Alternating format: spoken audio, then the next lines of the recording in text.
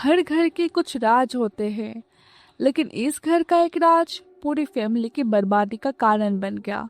एक मेड, एक अफेयर और एक ऐसा सच जिसने सबकी जिंदगी हमेशा के लिए बदल दी। जितना परफेक्ट ये परिवार बाहर से नजर आता है, अंदर से उतना ही वो डरावना है। और जब सच सामने आता है, तब तक बहुत देर हो चुकी होती है। Welcome back to horror movie hive.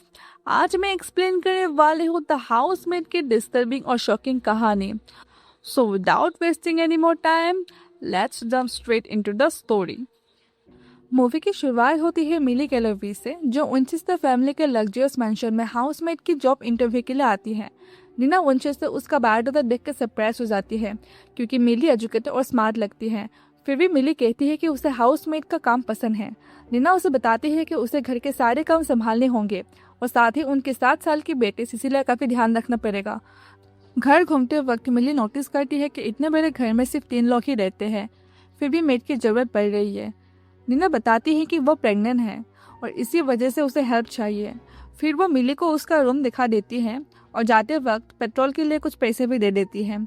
लेकिन बाहर आते ही मिली रिवील करती है कि अगर नीना उसके पास्ट के बारे में जान गई तो ये जब उसके हाथ से चली जाएगी। मतलब मिली डेफिनेटली कुछ छुपा रही है। अगली सुबह हमें पता चलता है कि मिली के पास खुद का घर भी नहीं है। वो अपनी कार में ही रहती है और वही सोती है। तभी नीना का कॉल आता है और मिली को जॉब भी मिल जाती है। शाम को जब वो मेंशन पहुंचती है तो उसकी मुलाकात गार्डनर एंजो से होती है। एंजो काफ़ी स्ट्रेंज बिहेव करती है और बिना कुछ बोले बस उसे घूरता रहता है। अंदर जाकर मिली देखती है कि घर पूरी तरह बिखरा हुआ है। कुछ देर बाद एंड्रयू और सिसिलिया घर लौटते हैं और एंड्रयू को पता चलता है कि नीना ने उसे बिना बताए एक न्यू हाउसमेट रख ली है। रात को मिली एक अजीब बात नोटिस करती है।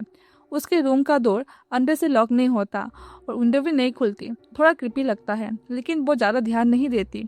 अगली सुबह नीना अपनी स्कूल स्पीच खो जाने का ब्लेम मिली पर डाल देती है, जबकि मिली ने कुछ किया ही नहीं होता। एंड्रयू सिचुएशन संभालता है और कहता है कि नीना काफ़ी स्ट्रेस है। इसी बीच गार्डनर एंजो बार बार मिली को देखकर कुछ कहना चाहता है, लेकिन हर बार वो चुप हो जाता है। बाद में वॉशरूम साफ करते वक्त मिली को एक ब्रोकन टूथ मिलता है, जो सिचुएशन को और भी सस्पिशियस बना देता है। डिनर प्रिपेयर करते वक्त मिली और एंड्रयू के बीच बातचीत बढ़ने लगती है और लगता है कि मिली उसमें थोड़ी इंटरेस्ट लेने लगी है। वही सिसिलिया भी काफ़ी स्ट्रेंज बिहेव करती है। जूस देते वक्त वो कंप्लेन कर दी कि ग्लास डर्टी है, जबकि मिली उसे अभी क्लीन कर चुकी होती है। और धीरे धीरे मिली को एहसास होने लगता है कि घर में सब कुछ नॉर्मल बिल्कुल नहीं है। इसी बीच एंड्रयू भी आता है और मिली को डिनर ज्वाइन करने के लिए कहता है, लेकिन मिली मना करके अपने रूम में चली जाती है। रात को वो इंस्टाग्राम पर एंड्रयू को स्टॉक कर रही होती है और धीरे धीरे उसका क्रश और बड़ा होता जाता है। तभी हमें एक रोमांटिक सीन्स दिखा जाता है, जहां एंड्रयू केक लेकर उसके रूम में आता है और उसके करीब आने लगता है। लेकिन नेक्स्ट सेकंड मिली की आंख खुल जाती है और बोलती है, ये सिर्फ एक ड्रीम था। अगली सुबह नीना उसे रूम की की दे देती है। कुछ देर बाद जब मिली बाहर जाने लगती है, नीना उसे रोक लेती है। मिली उसे बताती है कि उसे इम्पोर्टेंट मीटिंग है, लेकिन नीना चाहती है कि वो आज सिसिलिया के साथ घर पर ही रहे। तब एंड्रयू आकर कहता है कि मिली को जाने दो, आज उसकी भी छुट्टी है और वो सिसिलिया को खुद हैंडल कर लेगा।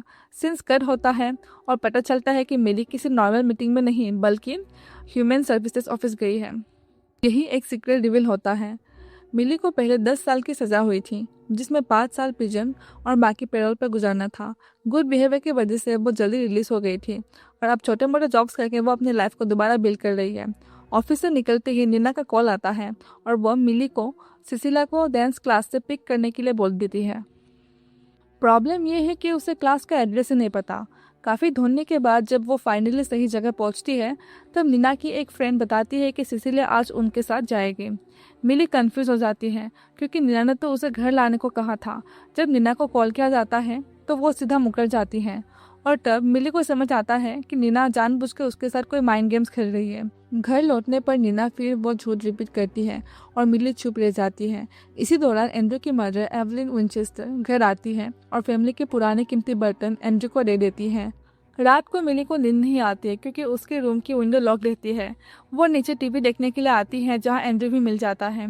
दोनों साथ बैठकर शो देखते हैं और एंड्रयू बताता है कि नीना के बचपन में उसके पेरेंट्स घर में लगी आग की वजह से मारे गए थे और सिर्फ नीना ही बच पाई थी। तभी नीना आ जाती है और मिली को चिल्लाकर उसे वार्निंग देती है कि वो एंड्रू के ज़्यादा करीब आने की कोशिश भी ना करे। अगले दिन नीना की फ्रेंड्स घर आती हैं और वो सबको बताती है कि वो प्रेग्नेंट है। सब खुश हो जाते हैं, लेकिन जैसे ही नीना रूम से बाहर जाती है उसके फ्रेंड्स उसकी बुराई करने शुरू कर देती है। उनकी बातों से पता चलता है कि नीना पहले 9 साल से मेंटल असाइलम में रह चुकी है। ये सुनकर मिली भी सोचने लगती है कि कहीं नीना मेंटली अनस्टेबल तो नहीं। नेक्स्ट डे जब नीना और एंड्रू डॉक्टर के पास जाते हैं तो मिली मेडिसिन कैबिनेट चेक करती है। एक मेडिसिन को वो गूगल करने पर पता चलता है कि वो सीरियस मेंटल कंडीशन के ट्रीटमेंट में यूज़ होती है। अब मिली को पूरा यकीन हो जाता है कि नीना मेंटली अनस्टेबल है। वो घर छोड़ने की और नई जॉब ढूंढने का प्लान बनाता है, लेकिन उसकी ये बात सिसिला सुन लेती है। मिली बात को घुमा लेती है और उसके साथ डॉल हाउस खेलने लगती है। कुछ देर बाद नीना और एंड्रू वापस आते हैं। नीना रो रही होती है और बहुत अपसेट लग रही होती है। बाद में एंड्रू मिली को बताता है कि डॉक्टर ने कंफर्म किया है कि नीना प्रेग्नेंट ही नहीं थी, और बातों बातों में वो ये भी रिवील करता है कि सिसिलिया उसके बायोलॉजिकल डॉटर नहीं है, लेकिन वो उसे अपनी ही बेटी मानता है। ये सब सुनकर मिली का सॉफ्ट कॉर्नर एंड्रू के लिए और भी स्ट्रांग हो जाता है। तभी नीचे से जोर जोर की आवाज़ें आती हैं। मिली भाग कर जाती है और देखती है कि नीना के हाथों में खून लगा हुआ है और ग्लास का टुकड़ा भी है। एक सेकंड के लिए लगता है कि शायद उसने एंड्रू को कुछ कर दिया, लेकिन एंड्रू पीछे से बिल्कुल ठीक ठाक आ जाता है और सिचुएशन संभाल लेता है। अगले दिन नीना मिली को नए कपड़े देती है और एंड्रू के साथ डिनर डेट के लिए शो टिकट्स बुक करने के लिए कहती है।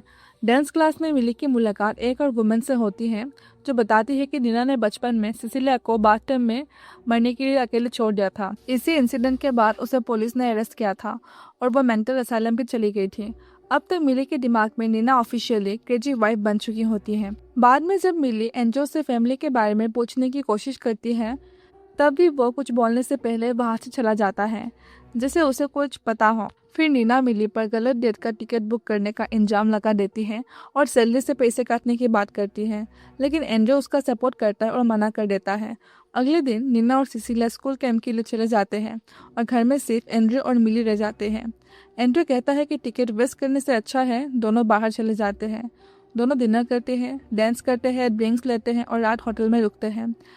अलग रूम्स होने के बाद भी सिचुएशन तब इमोशनल हो जाती है जब नीना के मैसेजेस आते हैं और वो मिली को जॉब से निकाल देती है। मिली रो पड़ती है और एंड्रू उसे कंसोल करता है और इसी इमोशनल मोमेंट में दोनों एक दूसरे के काफ़ी क्लोज आ जाते हैं और दोनों इंटीमेट होने लगते हैं। अगली सुबह घर लौटने के बाद भी उनकी क्लोजनेस बढ़ जाती है, लेकिन लंच के दौरान नीना एक बॉम्ब गिरा देती है। उसे पता है कि मिली प्रिजन में रह चुकी है। ये सुनकर एंड्रू शॉक हो जाता है और मिली भी डर जाती है।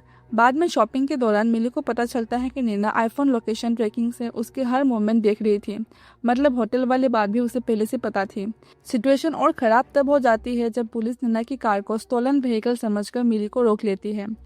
एंड्रू आकर मैटर हैंडल कर लेता है। घर पहुंचते ही नीना साफ कह देती है कि उसे होटल वाली रात के बारे में सब कुछ पता है।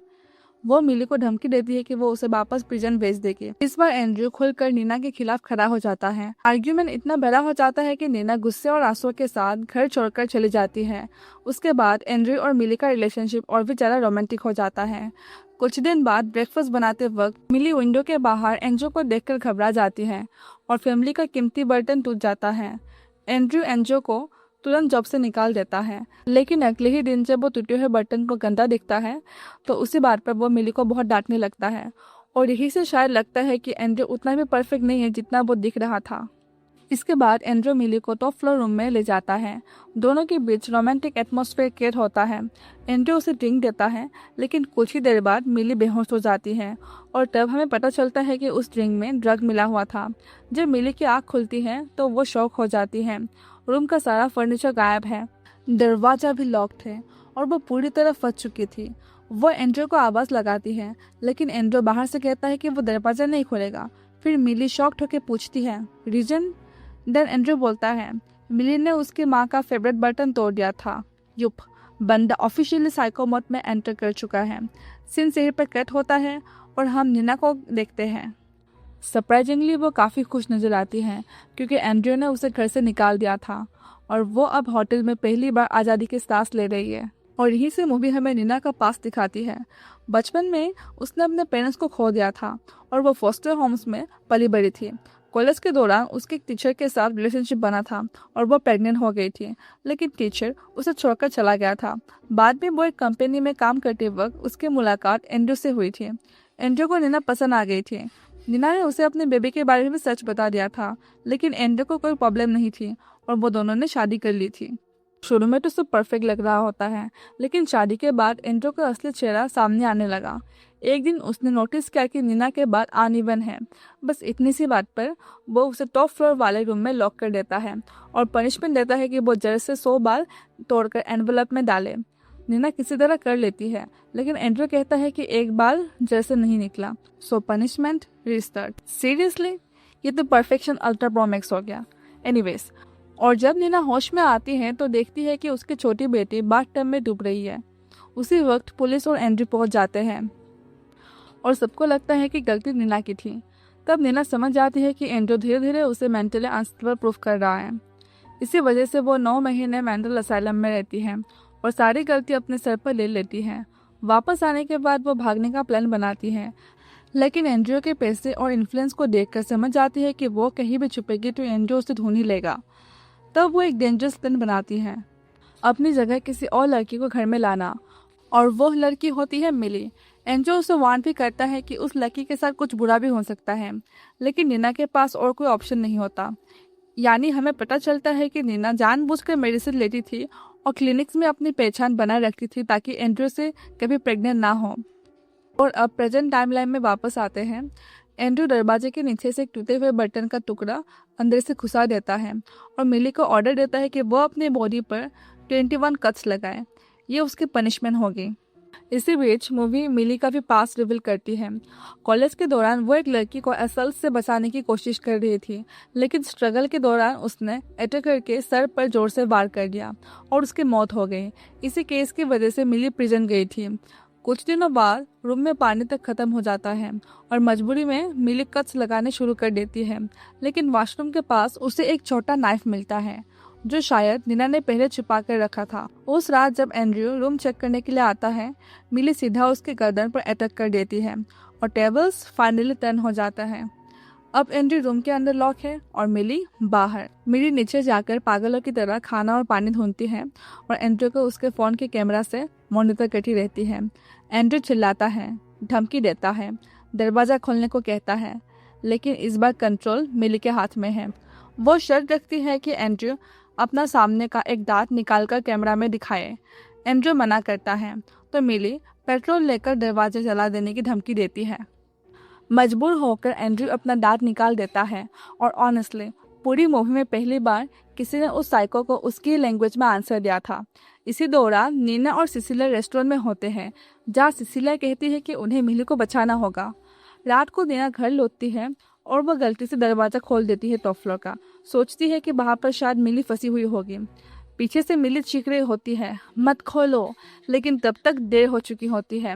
एंड्रू बाहर निकल आता है और सबसे पहले वो नीना को सीढ़ियों से गिरा देता है, फिर मिली के पीछे भागता है, लेकिन मिली बच निकलती है।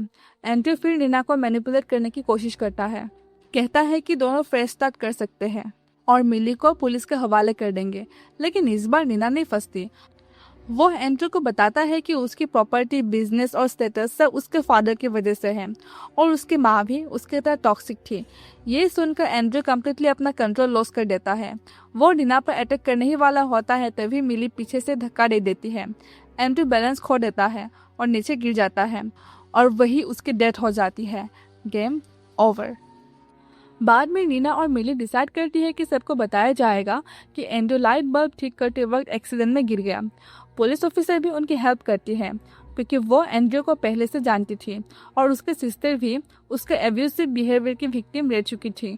अगले दिन एंड्रू का फ्यूनरल होता है। वहाँ भी उसकी माँ नीना को ताने मारना नहीं छोड़ती और तब नीना रियलाइज करती है कि एंड्रू ने अपनी क्रूएल्टी कहीं ना कहीं अपनी माँ से सीखी थी। मूवी के एंड में मिली नीना को गुड बाय बोलने आती है। नीना उसे $1 लाख का चेक देती है, मतलब लगभग 90 लाख रुपए। लास्ट सीन्स में मिली एक नई हाउस में जॉब के इंटरव्यू के लिए जाती है। वहाँ की लेडी बताती है कि नीना ने उसे रेकमेंड किया है, लेकिन बातें करते वक्त मिली उसके हाथों पर कुछ निशान नोटिस करती है और तुरंत समझ जाती है कि शायद ये औरत भी किसी एब्यूसिव रिलेशनशिप में फंसी हुई है और यही मूवी खत्म हो जाता है। अब अगर मेरी चोरी की बात करें तो मूवी का सबसे बड़ा ट्विस्ट ये नहीं था कि एंड्रयू विलेन निकला, बल्कि ये था कि पूरी मूवी हमें रीना का प्रॉब्लम समझने पर मजबूर करती है, जबकि असली मॉन्स्टर एंड्रयू होता है। और टॉप फ्लोर वाला रूम भी सिर्फ एक रूम नहीं था, वो एंड्रयू का कंट्रोल का सिंबल था, जहाँ पहले नीना और मिली को बंद किया गया और एंड में वही रूम एंड्रयू की बर्बादी की वजह बन गया। मुझे लगता है कि मूवी का मेन मैसेज ये है कि हर बार विक्टिम वही नहीं होता जो कमजोर दिखे, और हर बार विलेन वही नहीं होता जो अजीब बिहेव करे, और कभी कभी सबसे डेंजरस लोग वही होते हैं जो बाहर से परफेक्ट नजर आते हैं। और इसीलिए एंड्रयू पूरी मूवी का सबसे स्कैरियस्ट कैरेक्टर बन जाता है। बाकी आपकी क्या थ्योरी है, कमेंट करके जरूर बताओ। तो दोस्तों, ये थी द हाउसमेट की कंप्लीट स्टोरी और एंडिंग एक्सप्लेन। अगर वीडियो पसंद आए हो तो वीडियो को लाइक जरूर करना, चैनल को सब्सक्राइब करना और बेल आइकन को प्रेस करना, ताकि ऐसी और हॉरर और साइकोलॉजिकल थ्रिलर मूवी एक्सप्लेनेशन आप मिस ना करें। तब तक के लिए स्टे स्पूकी।